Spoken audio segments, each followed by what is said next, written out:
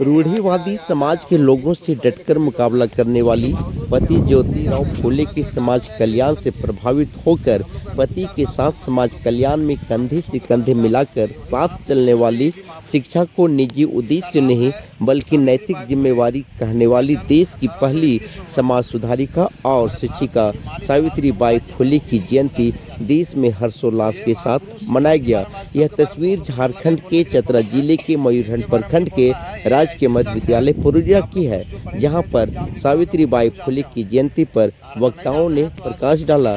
आइए सुनते हैं। इससे पहले मैं आपसे एक रिक्वेस्ट करना चाहूँगा कि अगर यह चैनल आपको अच्छा लगे, वीडियो अच्छा लगे तो ज़रूर आप कमेंट करें और सब्सक्राइब करें। जैसे प्रथम प्रधानमंत्री, प्रथम महिला शिक्षिका जो है सब आते रहता है जीके में, तो प्रथम महिला शिक्षिका ये भारत के है, यानी कि शिक्षा का पहला अलग जगह है। तो बोले कैसे इसके बारे में इतिहास जानिएगा तो आप लोग, हम नहीं बताएंगे, आप लोग जो इतना आए हैं इसके लिए आप लोग सबको हम पहले पूरे अपने ओर से, अपने गांव की ओर से आप लोग सभी युवा लोगों को मैं आभार प्रकट करते हैं और धन्यवाद देते हैं कि कम से कम हम लोग देर से ही सही जगना शुरू कर दिया।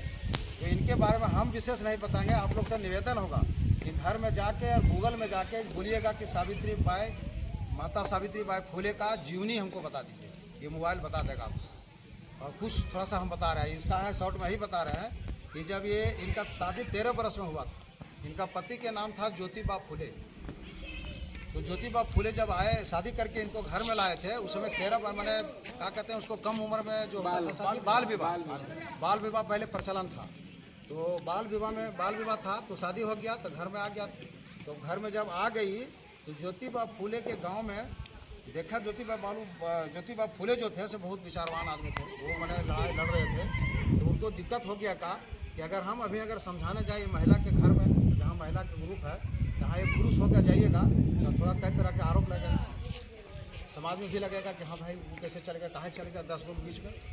तो इतना जागरूकता का अभी हम बोल रहे हैं, इतना जागरूकता के बीच में अभी जाएंगे तो भी समाज में उठा देगा हम कि महिला के बीच में किया जा रहा है। तो ज्योतिबा फूले समझे कि नहीं, इसको सुधार करने के लिए हमको औरत को ही आगे आना होगा। तो दूसरा औरत कौन आएगी?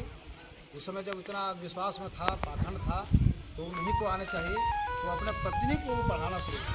तो जब पत्नी को पढ़ाना शुरू किया इनको, सावित्रीबाई फूले को, तो उनके गांव में पंचायत हुआ। शॉर्ट में हम बता रहे हैं, उनके गांव में एक पंचायत बैठा और उनको बोला गया कि ये बहुत बड़ा धर्म का काम कर रहे हो।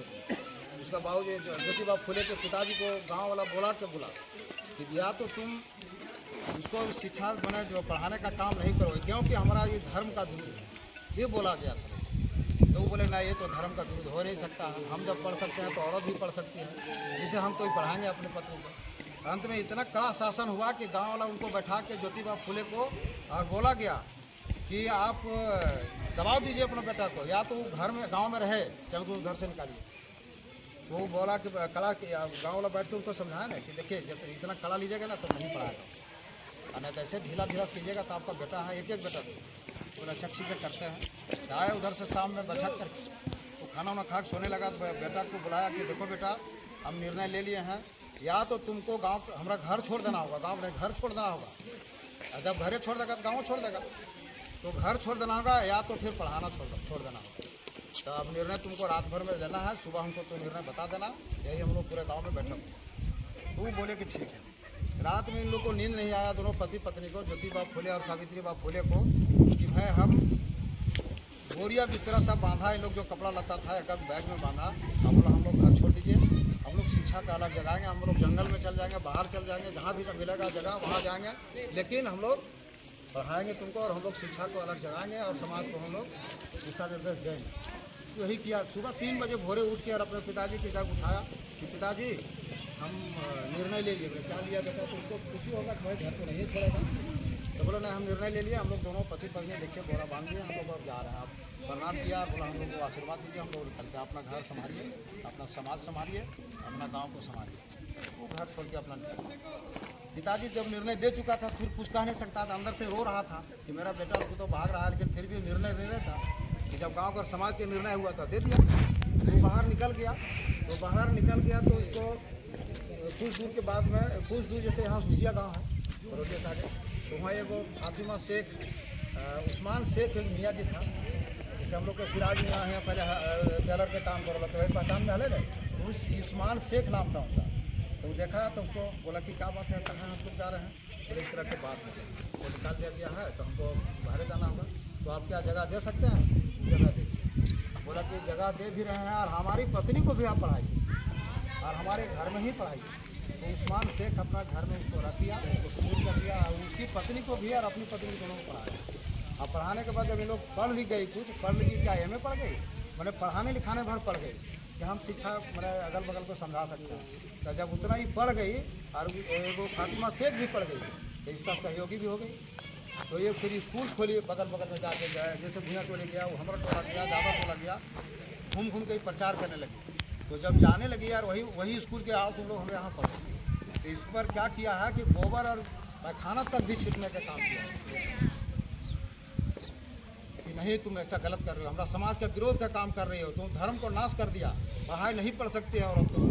तो औरत के अपना बलिदानी देके गोबर जी क्या करने लगी कि बैग में अच्छा साड़ी रख लेती थी, वो झोला में, बैग तो तना था नहीं झोला में, और झोला में ले जाके जाती थी और गंदा कपड़ा को वहाँ धो के और उसके यहाँ झाड़ देती थी और जब तक सूखता था तब तक वो कपड़ा पहन के और फिर वही गंदा कपड़ा पहन के वापस आती थी कि तुम लोग को कितना छिटना है, कितना पत्थर मारना, कितना गोबर छिटना, छिटो लेकिन हम पढ़ाएंगे। तो ये जब इस तरह हुआ तो 1848 ईस्वी में पहला स्कूल महिला के लिए खुला, इसीलिए वो 1848 में पहला महिला शिक्षिका ये बनी।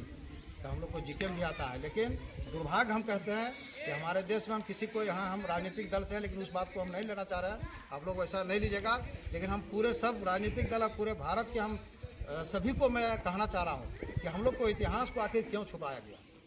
और जब हम अब सर्च करने लगे हम लोग, तो अगर हमारा भारत में अगर कोई घोटाला हुआ, जैसे घोटाला का नाम सुने हमें, चारा घोटाला, फलना घोटाला, नीरव मोदी, फलना नीरव मोदी, सब भाग गया, उसको छोड़ दीजिए।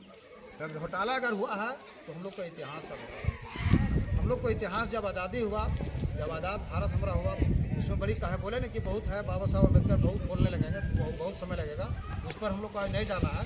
तो इनसे प्रेरणा ज्योतिबा फूले को गुरु मान के और बाबा साहब अम्बेडकर जब इस शिक्षा की अलग जगाई तो पढ़ने का काम किया।